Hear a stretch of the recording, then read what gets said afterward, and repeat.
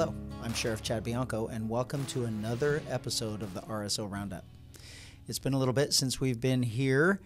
We have been not only extremely busy, but unfortunately for the podcast, we've been putting it on the back burner, doing some other things. But it is our mission now to get this back up and running and be able to provide our listeners and our viewers with the information that they desire from inside our Sheriff's Office and also what is going on in public safety in Riverside County and the state of California. So we are definitely back into it. You can expect more episodes in the future on a regular basis.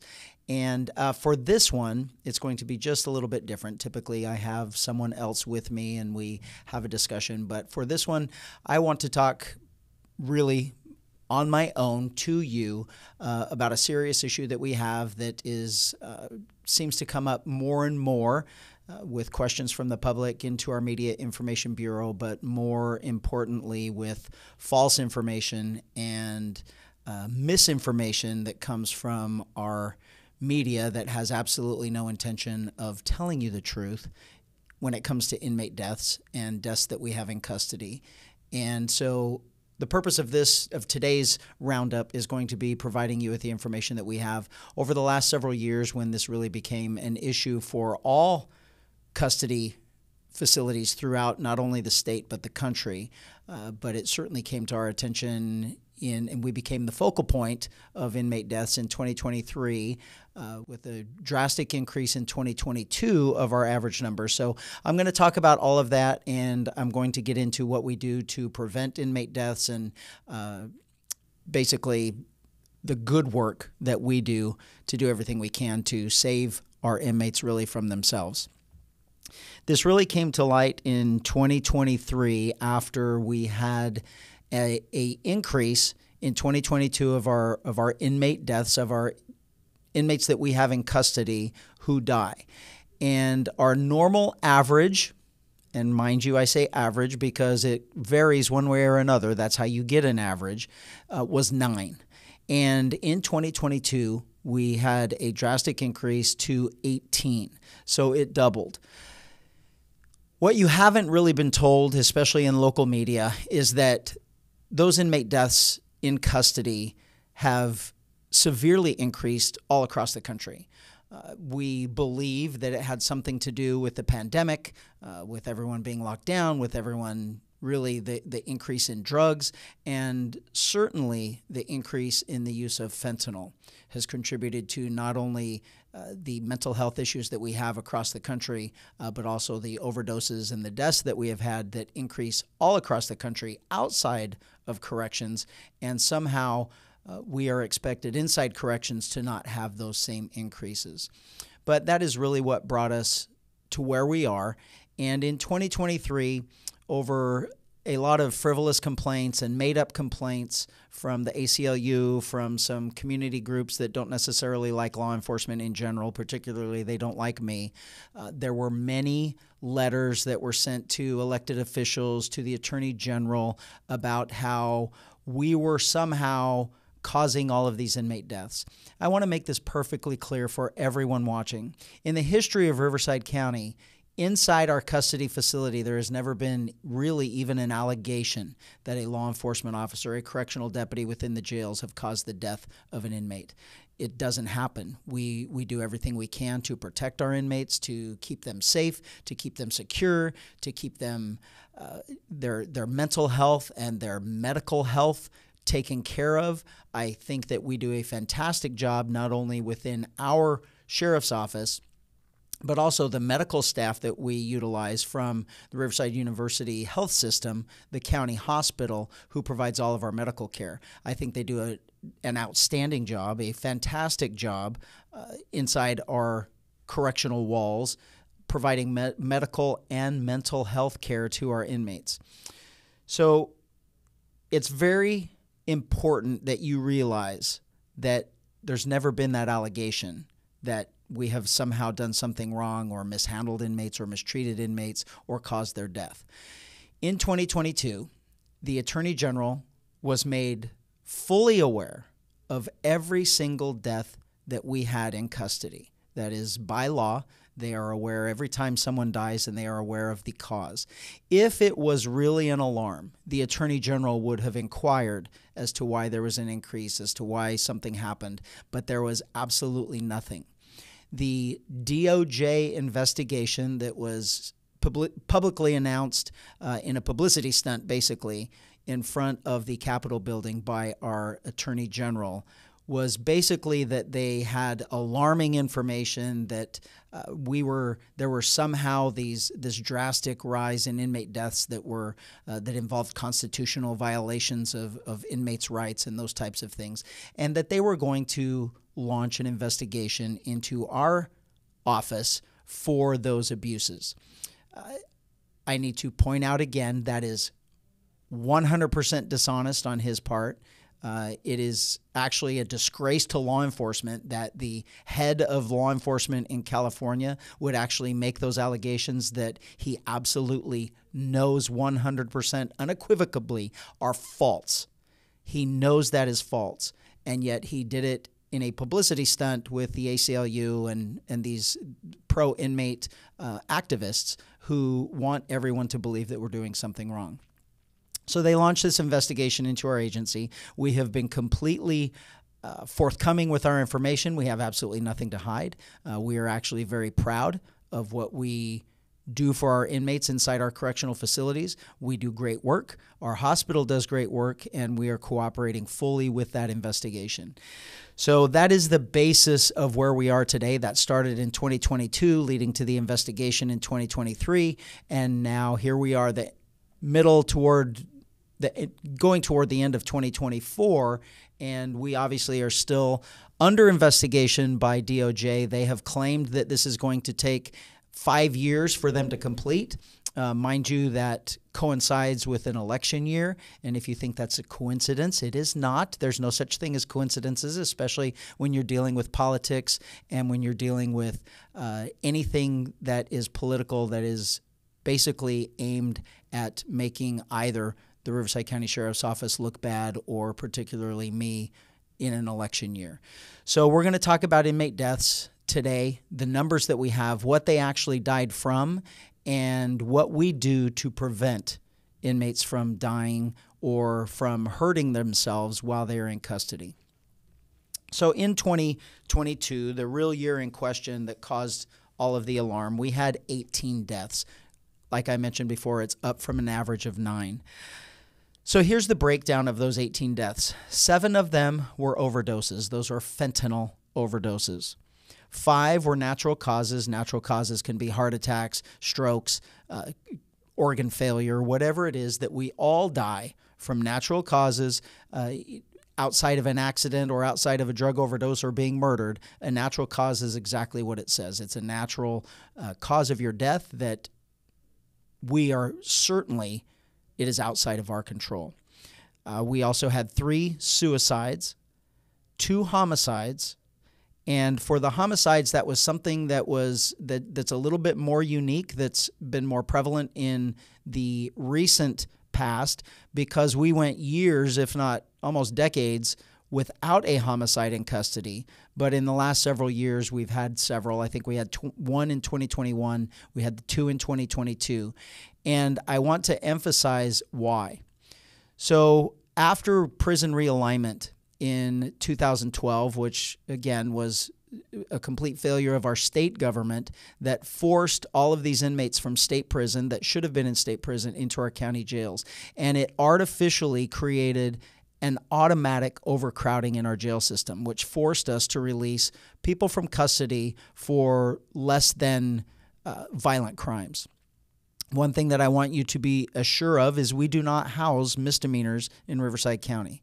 Everyone we have in custody is here for a felony unless it was a judge-ordered sentence on a domestic violence misdemeanor or a DUI misdemeanor.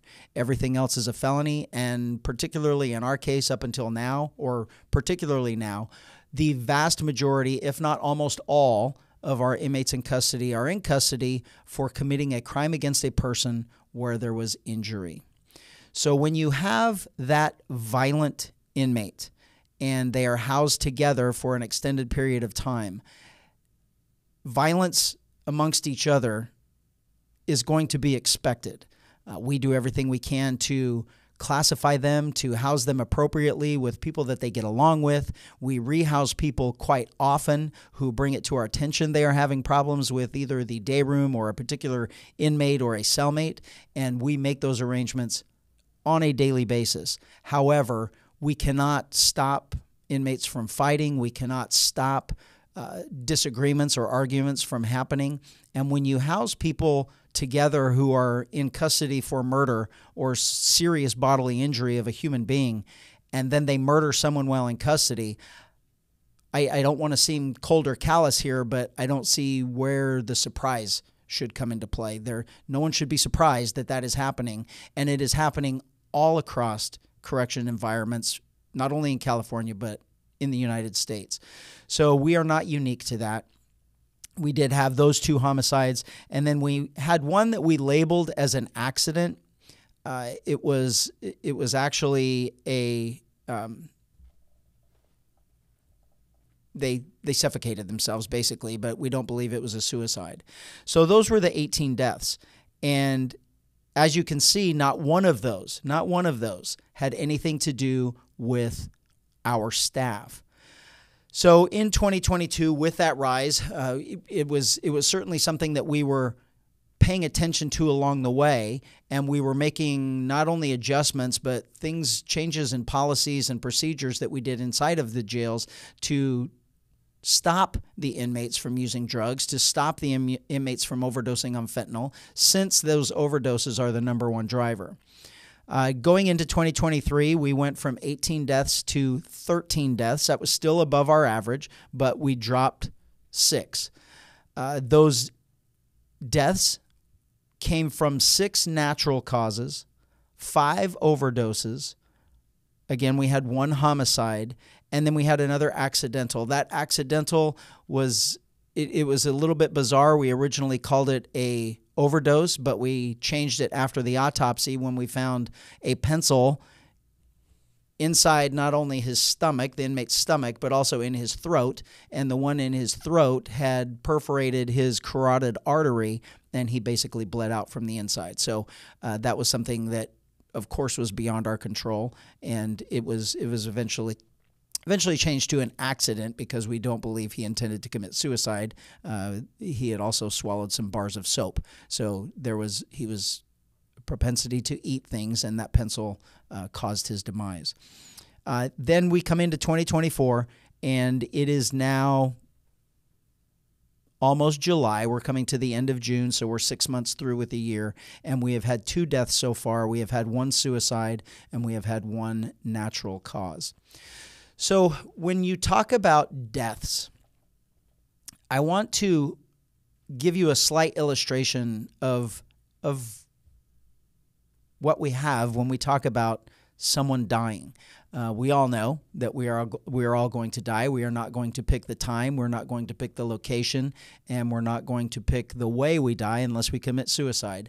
But other than that, it's a natural part of life. The death rate in California per 100,000 people is around 640 persons.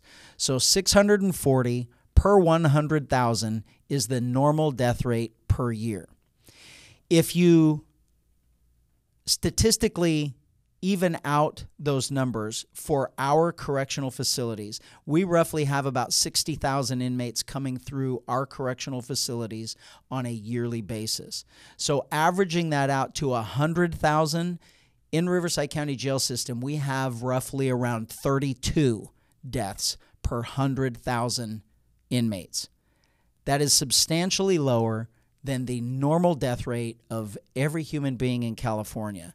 So basically what it says almost is you're 20 times more likely to die outside of custody than inside of custody. And I'm not saying that to make light of deaths that happen in custody. I'm saying that to point out that while our numbers may seem high, especially when you say the average is 9 and then we jump to 18 out of 60,000 people is extremely low. And statistically, it's almost a zero number if you divide those out to find out, per 60,000. It's almost a zero.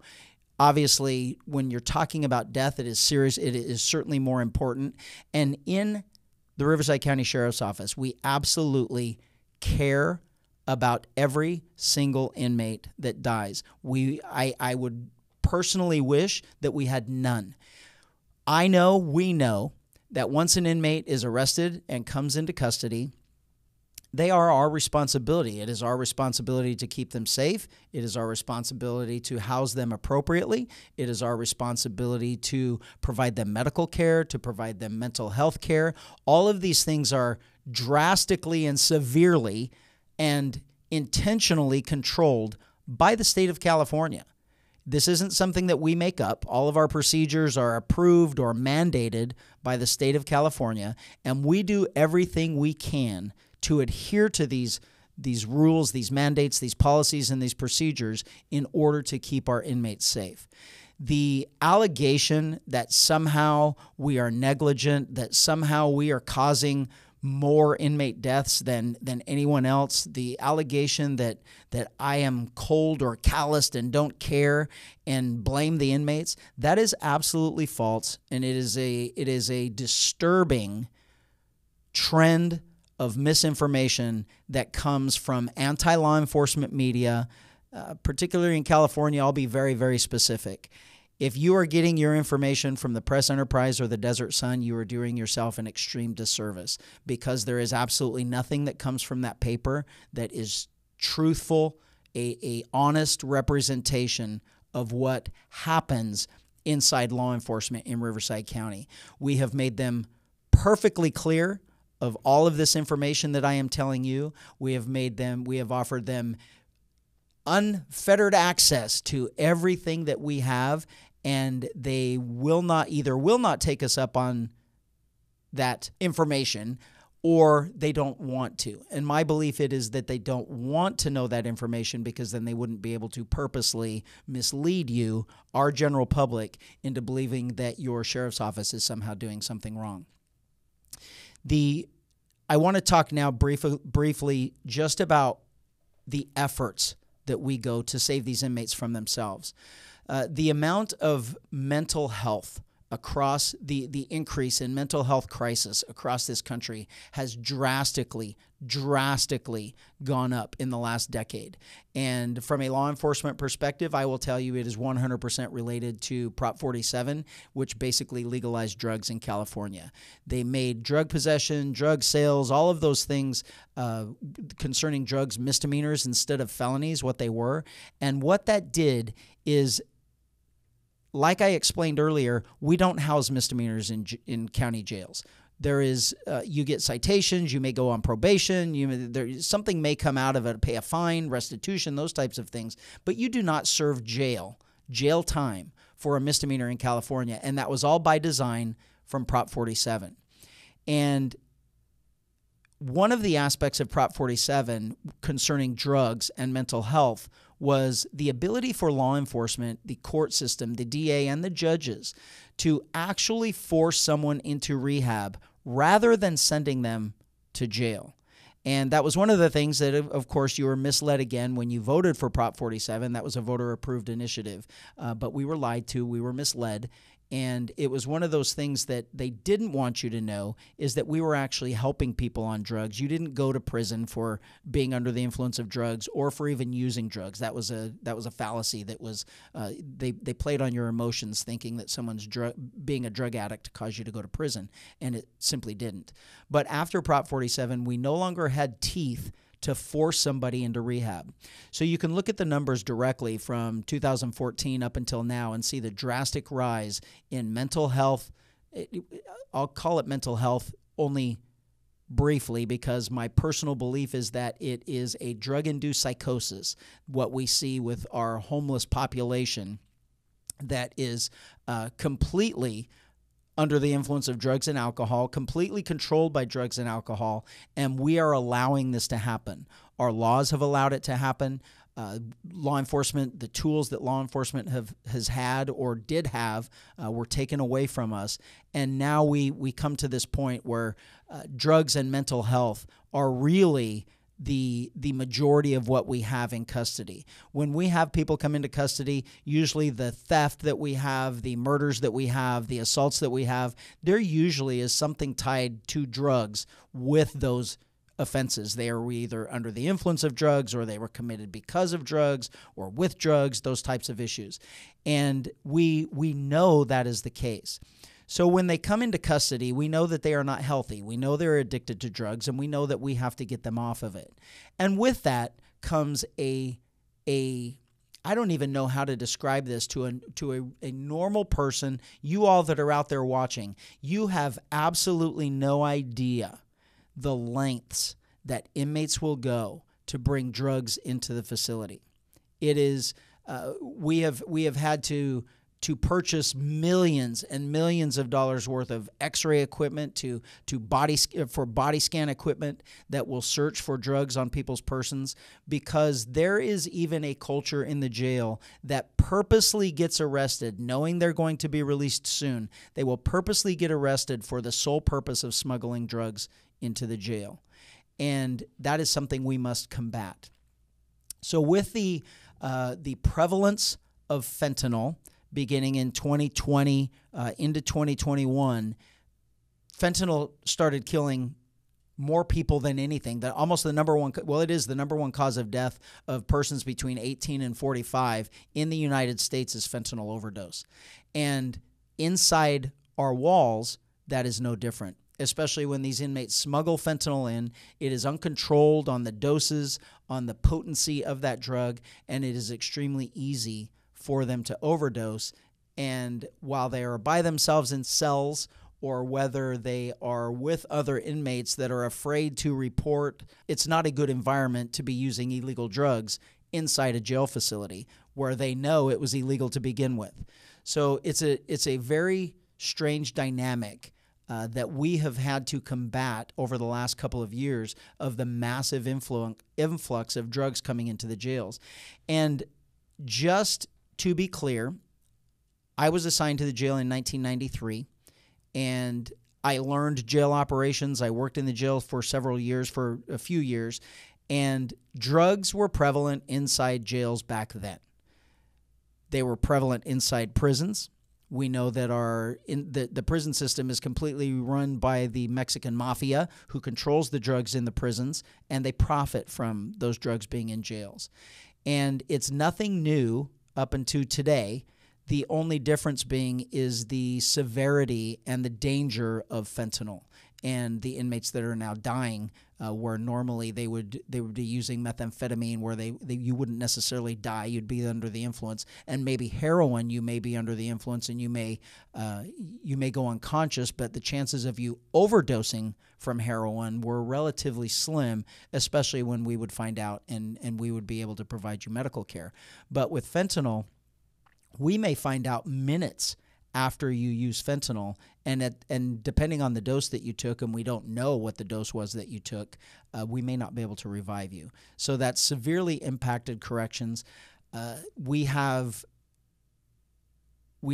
implemented more canines in our corrections environment, where we are constantly doing jail searches and cell searches and pod searches.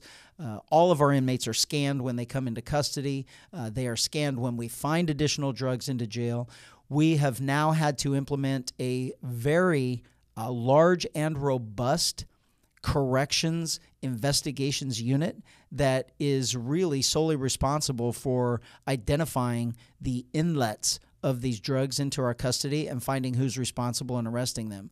Over the last couple of years, we have been very successful in stopping many drugs that were coming into our facility. I'm not going to talk about how they came into the facility because we don't want people to know what we're doing to catch them, but be assured that we are making substantial arrests from people that are bringing it to our jails, and also from people that are sending it to our jails. And we're following up with search warrants of residences, search warrants of businesses, and we're identifying these avenues of getting these drugs into jail. And it's basically for a profit. There's certainly a desire for inmates who are addicted to drugs to continue to have that drug. and it is a business inside the jail facility with our gangs, with Mexican mafia, to control those drugs and to profit from those drugs. So we do everything we can to identify those avenues in and to stop them and hold them accountable with arrests and court process for anyone that is going to bring drugs or facilitate the drugs into our facility. Inside our day rooms, we have our nursing staff on a routine basis goes into every single one of our housing locations and educates the inmates on fentanyl, on the dangers of fentanyl, on the signs of overdose, on things that they should be doing to watch out for each other. We have noticed in the last couple of years that inmates are fully aware of the dangers of fentanyl. They are fully aware of the symptoms, and they are notifying us immediately of people that they suspect or that they know have overdosed on fentanyl, and we are, for the most part, being able to save them. For instance, in 2023, while we had 5 overdoses, we had 103 saves where they had overdosed, and we were able to revive them with CPR and with Narcan, which is an antidote for an opiate. We were able to save over 100 people. So we're doing everything we can in that realm. I will say that we think that our efforts in our drug identification processes inside the jail, our investigations units, and our medical awareness and our medical attention to our inmates, we think that it is paying off. I'm going to knock on wood and say that so far this year, in 2024, we have only had 2 inmate deaths. One of them was a suicide, and one was natural causes. So one thing that I did not mention was any fentanyl overdose. And we have noticed that our saves are also down, meaning that the inmates either are not using fentanyl as much as they were, or we're really being a little bit maybe more successful in stopping those avenues of inlet into the jail. So I know I talked a lot about the fentanyl, about drug abuse, but there is also an element of suicide and mental health. Mental health is certainly a topic across the country, particularly after the pandemic and all of the issues that caused of being locked down, of being isolated, of being kept away from people, and then those mental health issues that it caused. And suicides are definitely up across the country. And there is no difference when you come to a corrections environment. There are still people that have suicidal tendencies or ideations, and I hate to say it this way, but there are sometimes, within our own family members, we are shocked when a family member commits suicide. There was nothing we could do to prevent that.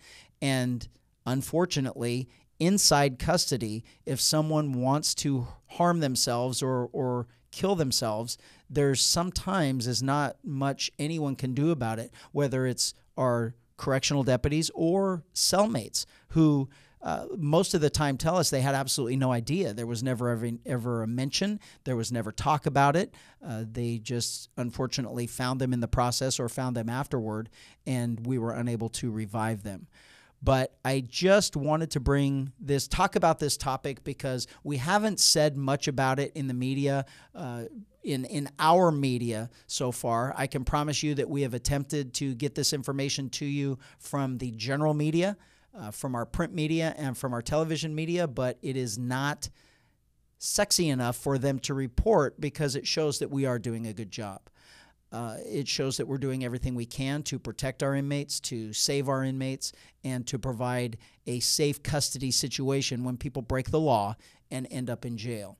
And the real reason I'm doing this is just a couple of days ago I saw another article from local media, print media, indicating that, how horrible it was in jail and all these allegations of these deaths that we are causing. And we just need to make this perfectly clear that they are being extremely dishonest, misrepresenting facts. They have all of the facts, and they choose not to report them. What I want you to get from here is the honest truth from us. We have nothing to hide. We're doing everything we can to not only keep you safe in the general public, we're doing everything we can to keep our inmates safe while they're in custody. And hopefully this provided you a lot of information. Please reach out to our Media Information Bureau and let them know if you have any questions that I did not answer here, or that hopefully I was very clear that we're doing everything we can to keep them safe, and that we have not done any of the horrible things that anti-law enforcement people or pro-inmate activists would like you to believe. You could be rest assured that you could be proud of your Riverside County Sheriff's Office, and particularly our custody situations, in how we treat all of our inmates on a daily basis. So with that, I want to thank you all for watching or listening, and encourage you to tune in next time to the RSO Roundup as we continue providing you with information about public safety, the Riverside Sheriff's Office, and California in general. So thanks for tuning in.